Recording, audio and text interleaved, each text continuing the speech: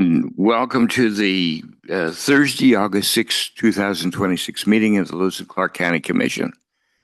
Please stand and join us in the Pledge of Allegiance. I pledge allegiance to the flag of the United States of America and to the republic for which it stands, one nation under God, indivisible, with liberty and justice for all.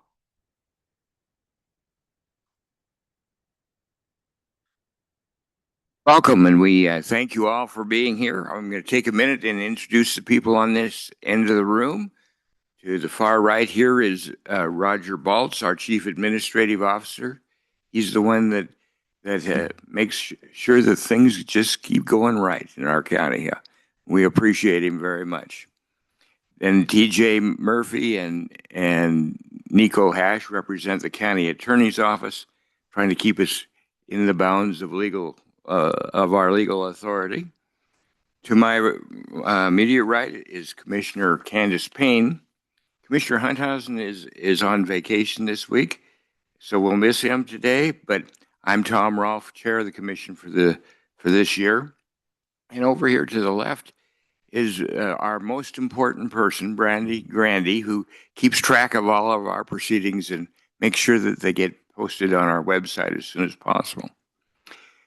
Just on the other side of the bar, there's a place for visitors to, and anybody who is in the audience to sign up and leave us a contact information in case we should need to reach you. There is also an agenda there at the other side. We have a consent action item this morning. Mr. Baltz, you want to present that?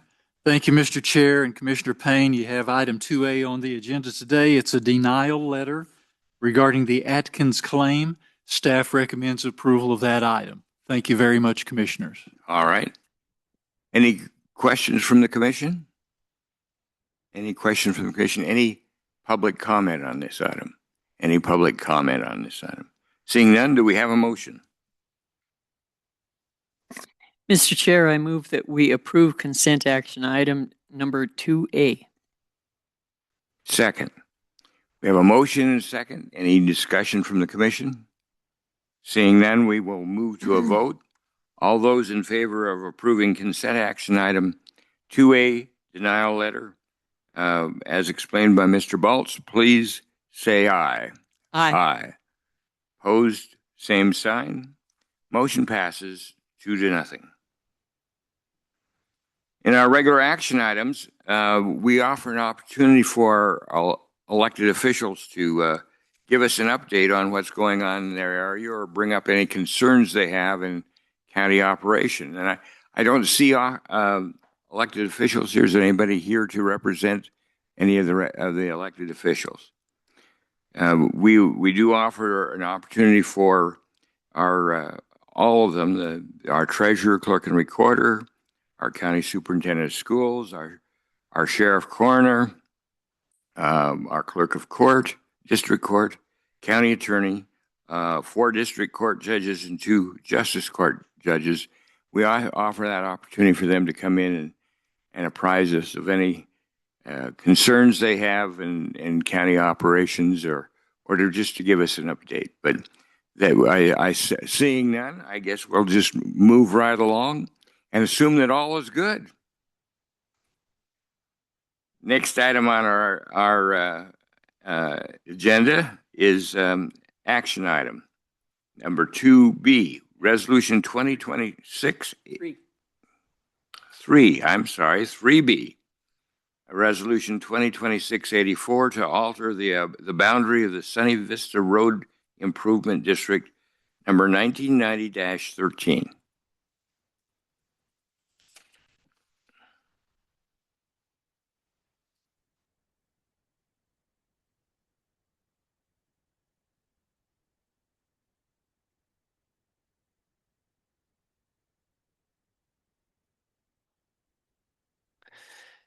Good morning, Chair Rolfe, Commissioner Payne. My name is Jessica Makus, Special Districts Program Coordinator for Lewis and Clark County. Today is the public hearing regarding Resolution 2026-84 to alter the boundary of the Sunny Vista Road Improvement District. A resolution of intention to alter the boundary of the district was passed by the Commission on June 30th, 2026 for the purpose of adding 3 additional benefiting properties to the district.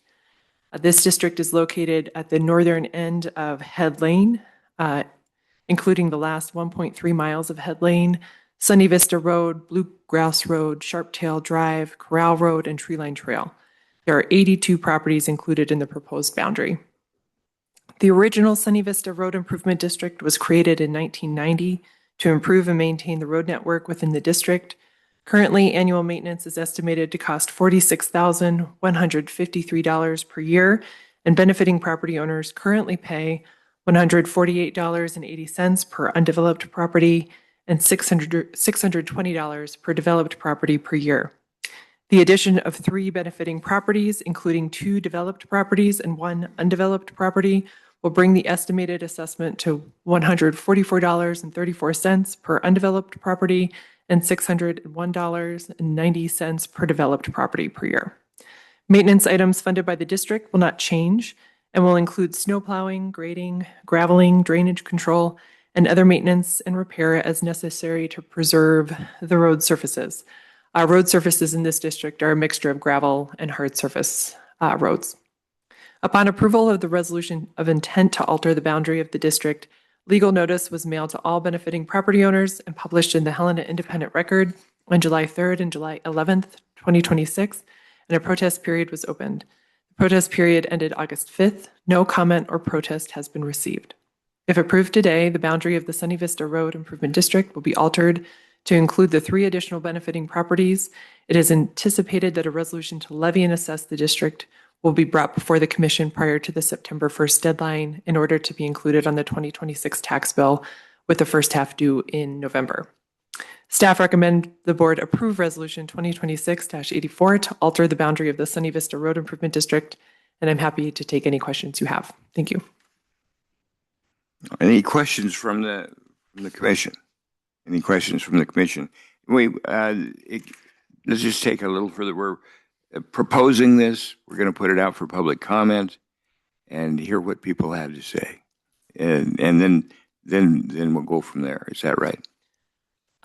Chair Rolfe, yes. So the intention to alter the boundary of this district has been completed. Legal notice has been sent out to all benefiting property owners.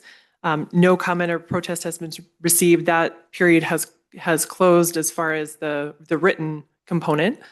Certainly, there may be members of the public here today. Okay. All right. Let's see if there's any members of the public who wish to speak about this. Is there any public comment on this item? Any public comment on this item? I don't see any. So we have gone through all that process. So this is to actually alter the boundary to make the difference, make the change now at this point. Any comments from the Commission? One of the things that's interesting when you put that map up, just as an aside, is that the district, so many people coming down Green Meadow, if you watch that, they'll come over Franklin Mine Road and come down Head Lane if they're wanting to head out to the west there, or out by the fort, or maybe beyond. And I've often thought that there was a real need to improve our east-west travel there, and there's a way to make some connection eventually someday between either Head Lane and Sunny Vista, and the part of Birdseye that is on the east side of the railroad track, so that people wouldn't have to cross the railroad tracks to get from one side to the other. But that's in the future. Anything? Is there any other comment? I've got a question. Go ahead. Jessica, looking at the northern boundary of this, does that go up into there's a hiking area up in the Scratch Gravel Hills? Does that road go up into that, or is this, I don't know, where's the road in conjunction with this? Or Yep. where's the walking area? Sure. Chair Rolfe, Commissioner Payne, that's a great question. The area in yellow is all BLM land, and this is the Scratch Gravel Hills recreation area. To my knowledge, there are 5 access points for this recreation area. One, I believe, is on Echo Drive, one is on Head Lane, and then the other 3, I believe, are further to the east on Norris and some of those other eastern access points. But Head Lane is certainly an access point to this area. There's a parking area at the end where it commences in public land to the north. Thank you. All right. Any other comments? Again, any public comment on this item? Seeing none, do we have a motion? Mr. Chairman, I move that we approve Resolution 2026-84 to alter the boundary of the Sunny Vista Road Improvement District 1990-13 as presented by Jessica Makus. Second. We have a motion and a second. Is there any discussion from the commission? Any discussion from the commission? Seeing none, we'll move to a vote. All those in favor of Resolution 2026-84 to alter the boundary of Sunny Vista Road Improvement District number 1990-13, as explained by Jessica Makus, please say aye. Aye. Pose same sign. Motion passes 2-0. Next item on our agenda is Resolution 2026-85 to increase the Tri-Lakes Fire Service Area fee schedule. Thank you, Chair Rolfe. Commissioner Payne. Again, my name is Jessica Makus, Special Districts Program Coordinator for Lewis and Clark County.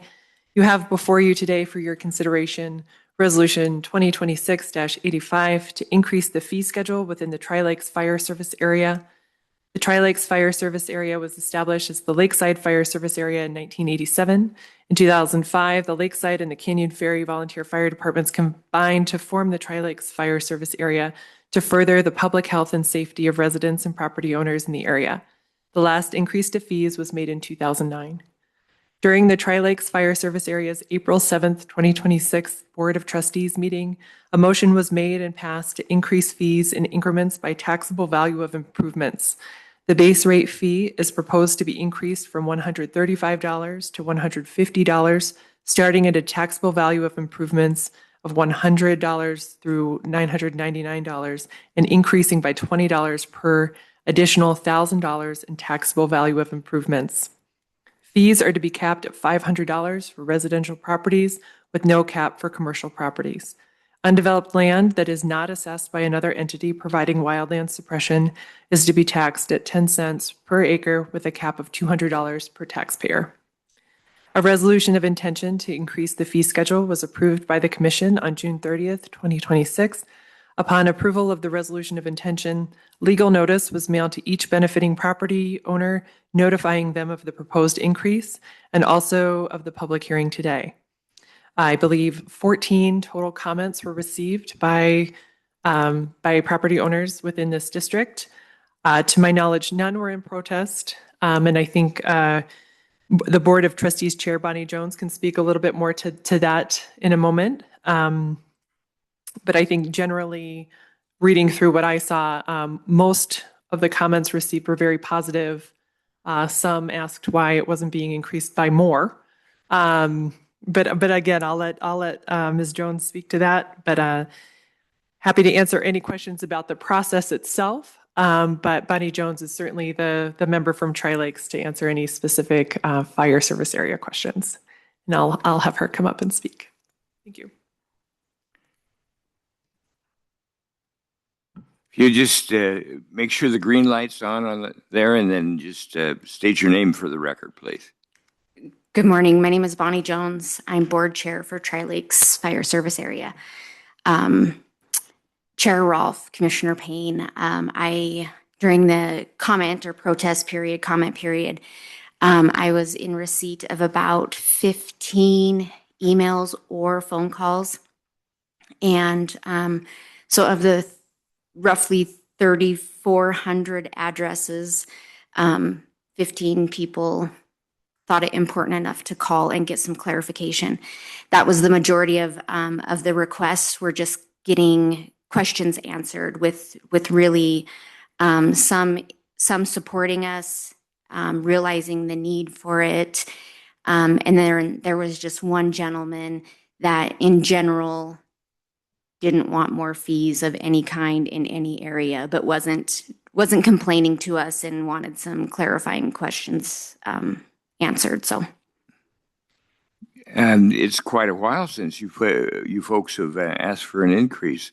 Do you have any money in savings? we do have some. We actually took out an intercap loan this year. We did a lot of improvements on some of our apparatus, and we're wanting to go into the potential fire season with a little bit in our coffers, never knowing what that's going to look like. So right now we're sitting okay. We have an intercap loan that we're working on paying back for the apparatus that we purchased, but feel like this modest increase is going to continue to grow our budget and savings for capital outlay. And Okay. Any other questions for Bonnie? Okay. Well, thank you. I appreciate the opportunity we had to talk about it, and it sounds to me like you've been very frugal in your operation, and yet taking care of the job that you're assigned to do. thank you. I appreciate you guys. Thank you. Right. Are there others that would like to comment on this item? Any other public comment on this item? There's the old chief. My hair's gray. My name is Robert Drake. I live at 5733 Drake Road. Was part of Tri-Lakes for 25 years, retired 5 years ago. I don't go to their meetings. I'm not one of those chirping has-beens from the past to sit in the back and harass them.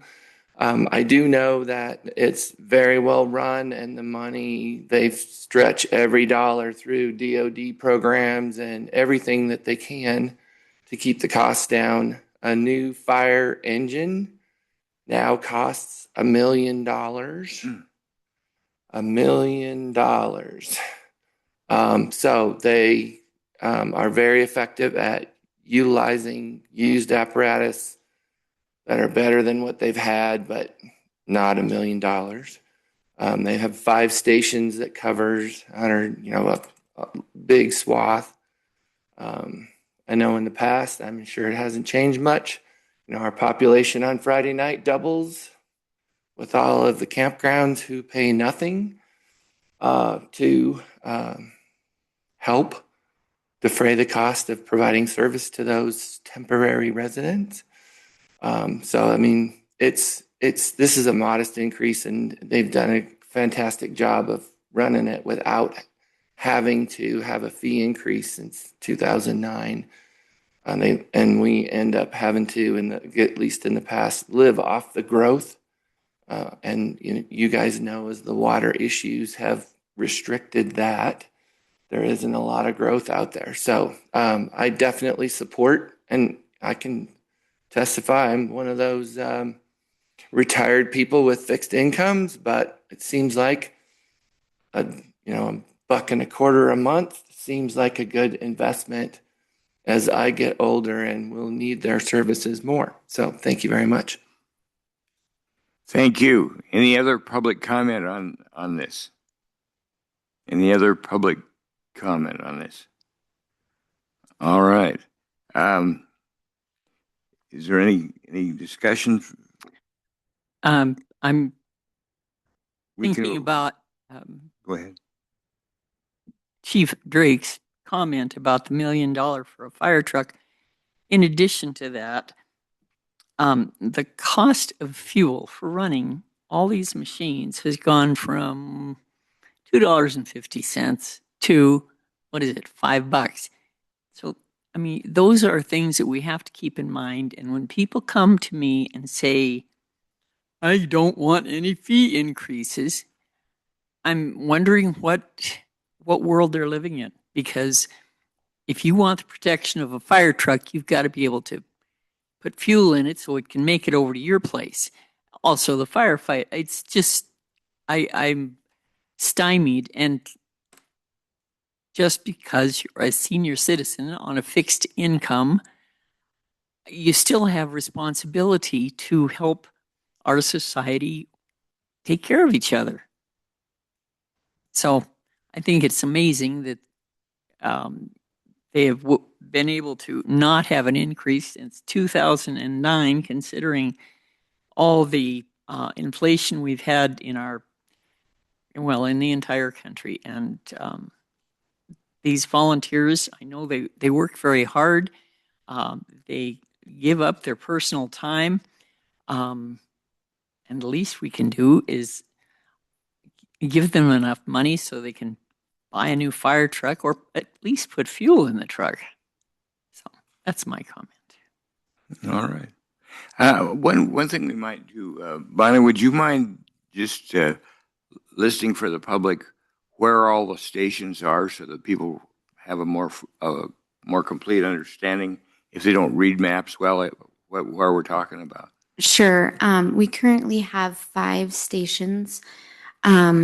Station 1 is, you may find humor in this, you may not, but Station 1 is near the Causeway Chalet, for reference. Station 2 is near Lakeside Bar and Grill. Station 3 is near Glass Slipper. Station 4 is near Yacht Basin. And then Station 5 is on the other side of the dam off of East Shore Drive. Nice. It's a big area. A lot of people and a lot of extra people on the weekends, like you said. Yes. Thank you. You're welcome. Thank you. I'll offer one more time. Any public comment? Is there any public comment? Seeing none, do we have a motion? Mr. Chair, I move that we approve action item 3C, resolution 2026-85, to increase the Tri-Lakes Fire Service Area fee schedule as explained by Jessica Makus. Second. We have a motion and a second. Any further discussion? I think we need to, the fire districts are separate governments, but they do have to come to us for permission to raise their fees. But they are separate governments that are run on their own. And I've sure heard nothing but great things about the operation of your fire district. And so I want to commend you on that. If there's no further comment, we'll move to a vote. All those in favor of Resolution 2026-85 to increase the Tri-Lakes Fire Service Area fee schedule, as explained by Jessica Makus, please say aye. Aye. Aye. Opposed, same sign. Motion passes 2-0. I see we have Judge Piskalich here, and if you'd like to give us a little report on what's going on in Justice Court and anything that might be of interest to the public, I'd appreciate it. Thank you, Chairman Rolfe, Commissioner Payne. I apologize, first of all, for being late. I honestly, it fell off my radar, and I didn't drive today, so I had a guy come in with a warrant, and I walked out of my court at 9 o'clock, and my clerk said, "Are you going to that meeting?" So I had to sprint across through the smoke to get here. I, again, apologize for being late. I don't have a ton to report. I wanted to thank the commission for the support, and the courts always been great to us. I have a couple clerks. I have one clerk that's coming up now, really the first who's approaching the career ladder that we instituted a couple years ago now, is going to be eligible for a clerk 2 promotion, and we've instituted the performance evaluations and things like that have not been done at the courts for a long time. The other thing that we've been doing at the justice courts is we now have on the website, on the county website, the available outstanding warrants for justice courts. So if you think you might have a warrant, or you think a friend of yours or family member, somebody might have a warrant, you can now check And we've been trying to get the word out to let people know if you check your name on there and you find out that you have a warrant with the county justice courts, to give a call. Both Judge Swingley and I are pretty consistent about if you call and schedule an appointment, come in to a court hearing, we'll get rid of the warrant if you come in, and there's no reason to arrest you if you show up and deal with whatever the warrants usually are issued because somebody doesn't show up, and we have no other alternative to hold on to jurisdiction of a case. So and the gentleman who actually came in on Zoom today from Roundup had a warrant from 2022, and he found it on the website, and so we were able to clear up his warrant and get him on a schedule to address the citations that he was issued in November of 2022. So that is, we update that every other week to put the fresh new warrants out, and something like 14,000 warrants that go onto the website. And it's an alphabetical list. You can just click on the letter and take you and scroll and find your name and then call the justice courts. Other than that, we're excuse me, typical work of the courts, trials, and managing the people who come in, citations, civil and landlord-tenant issues, and trying to do that in the best and most efficient manner we can. And I guess I would just defer to any questions either of you might have. One thing I'd just like to have a little bit on your perspective on how the Criminal Justice Services program is working. I know you've been Sure. pretty involved in that. Yeah, I wasn't sure if anybody else. I missed the start of this. I don't know who else talked to you this morning, but yeah. So the Criminal Justice Coordinating Committee, most recently, as you're aware, Criminal Justice Services got a grant for the misdemeanor probation program, and they're going to run a pilot program through city court at this time. It's my hope that all of those things are just other arrows in the quiver, more options that the courts have to work with people and work with situations, the better we're able to serve the community. So and my history was a probation, parole, and so community corrections. I'm a big fan of the things we're able to do in those venues, in that arena. I think it's critical. I plan to, it's again, the pilot program is going to run with the municipal court, but it will be open to if the courts have a proper candidate for the justice courts to send them to that program. Should the occasion arise, I intend to try to check it out. And yeah, that Criminal Justice Coordinating Committee is, and I think as you're aware, I'm pretty sure you're aware that the pretrial services is getting an award at the end of this month, actually, at the National, it's NAPSA, it's National Association of Pretrial Services, or National Pretrial Services Agencies Association. Mm-hmm. It's NAPSA. Mm-hmm. And I don't know if the second A might be part of the national. Anyway, that's going to, the pretrial services program, criminal justice services here in Lewis and Clark County has been nationally recognized, and they do a really good job. It is a service that is excellent to have. Again, another arrow in the quiver for the courts trying to keep the jail population down and the community safe. So, yeah, I'm real happy with how they're proceeding, and I'm happy that they got the grant, and I'm hoping it works into something long-term. Since the determination to decide lies with you judges, both in the justice court and in the district court,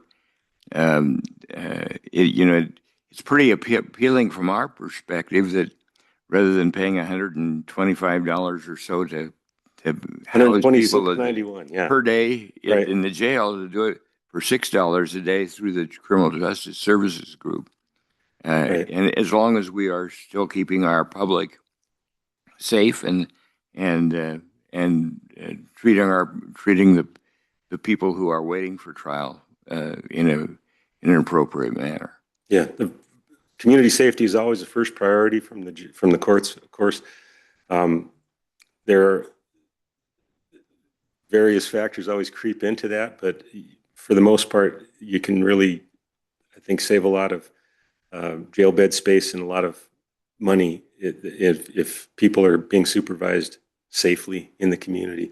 And pretrial services, criminal justice services works hard to accommodate that, accomplish that. So again, proud of their work, and it does rely on the courts. The courts need to, if none of the judges are sending people to pretrial services, then it's an empty program. But again, it's a pretty important arrow in the quiver. All right. All right. Any questions? I had a Yeah. question for you. We've had a lot of sidewalk repair being done around Yes. the courthouse, and it has to be done. We got to do upkeep. Has that impacted your court schedule or the people who come in? Have you had a lot of complaints? Or No complaints. It impacts us. We'll have people come in a couple minutes late, and I always accommodate as to the best we can. Parking. We have had a couple of jury trials, and of course, I don't know how many parking spaces down that street, but there's going to be 3 more, my understanding, 2 or 3 more, with the way they're doing the curbs and doing the lines. But no, I would say it's been the impact has been vibration of the courthouse. that impactor or compactor go down the street, and like you can stand out on the sidewalk and watch the compactor go by and barely feel it, and you go into my courtroom and everything's just rattling. It's pretty impressive, but they're doing a great job. It's looking good, and the sidewalks are in. They're pouring the asphalt today and through the weekend, and then there's going to be some. They have to do some concrete work around the manholes, around the sewer entrances, and then the road should be open. I think mid next week is what I understood from buildings. I get limited impact because I walk to work as well, so I just walk around it. And I don't have to worry about parking, but then that makes me late for meetings like this. Thank you for that explanation. Absolutely. Yeah. Well, thank you for the good work that you're doing, and we just pass the word along at the courthouse. So we do invite folks the elected officials to come in and talk, and at least quarterly, to bring anything to our attention that needs to be brought, and kind of let us know how things are working. And I appreciate your patience with me and allowing me to speak, even though I showed up a little bit late. Thank you for Chairman, Commissioner, thank you very much. All right. Thanks.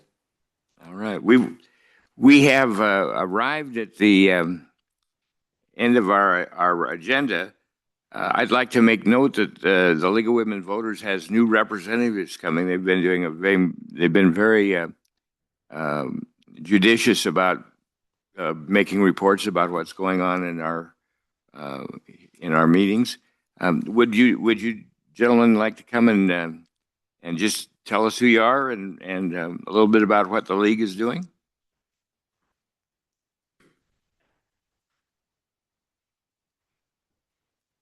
My name is Bill Entwistle. I just am volunteering with the League of Women Voters to observe what's going on and report back to the membership about the decisions that are made, the process that you guys go through, and just looking at everything that is of interest to the League.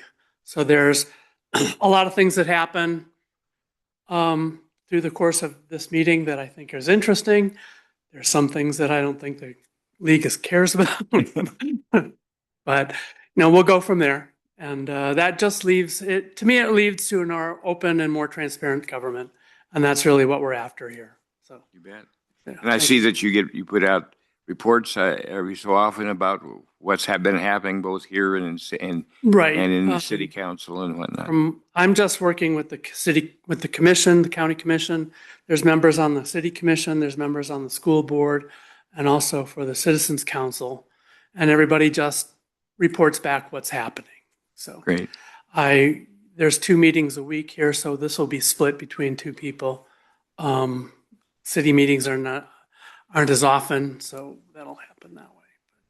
And we publish something, I think, every 2 weeks. I'm not exactly sure yet. I just started doing this, so.